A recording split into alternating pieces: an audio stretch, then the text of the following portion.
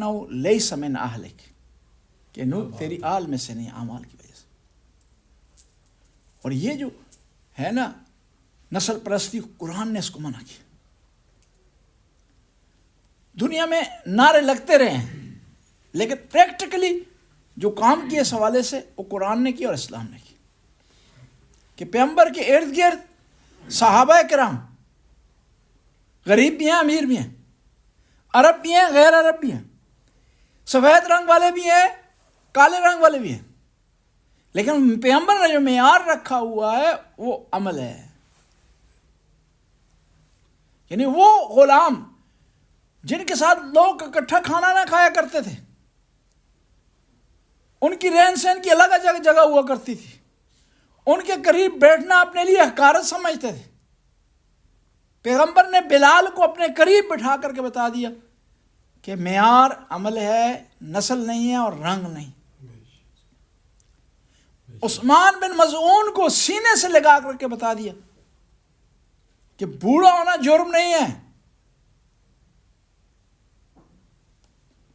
پستی کا باعث نہیں بن سکتا، اس سے انسان نیچے نہیں ہو سکتا، غربت جو ہے وہ باعث نہیں بنتی کہ انسان دوسرے درجے کا انسان کہلائے۔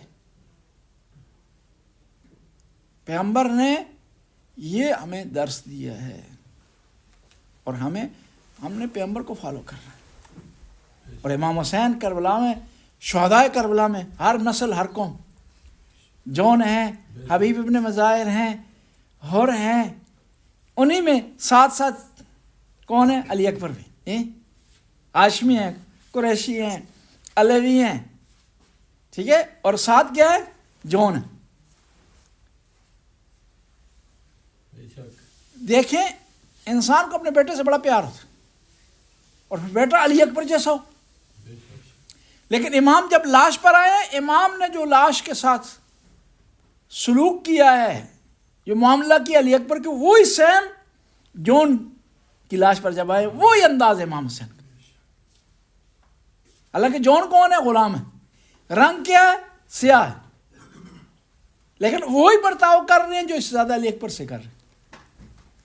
اسی طرح جو ہے وہ اپنے رخساروں کو رکھتے ہیں، رخسار جون پر اور رخسار علی اکبر پر۔ بس ہمیں جو ہے وہ آئمہ کی تعلیمات پر جو ہے وہ اس حوالے سے چلنا چاہیے۔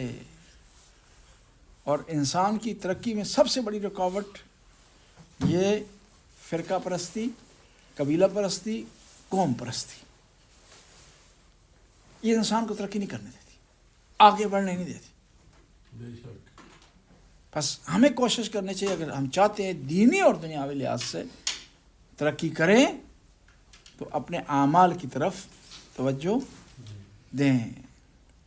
بسم اللہ الرحمن الرحیم، الحمد للہ الذی لا یبلغ مدحتہ القائلون ولا یؤسی نعماہ العادون ولا یؤدی حقہ المجتہدون الذی لیس لصفتہ حد معدود ولا نعت موجود